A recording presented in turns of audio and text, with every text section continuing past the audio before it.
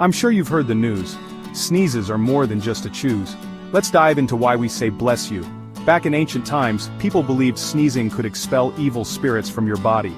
Sneezing was seen as a vulnerable moment, so saying bless you was a way to protect the person. Some even thought it was a way to stop the soul from leaving the body. Fun fact: did you know Pope Gregory the Great is credited with popularizing the phrase?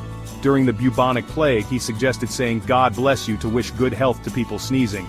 So the next time you hear a sneeze, you're not just being polite, you're tapping into an ancient tradition. Stay curious, and keep learning with us. Hit that like button if you learned something new, and don't forget to subscribe for more fascinating facts every week.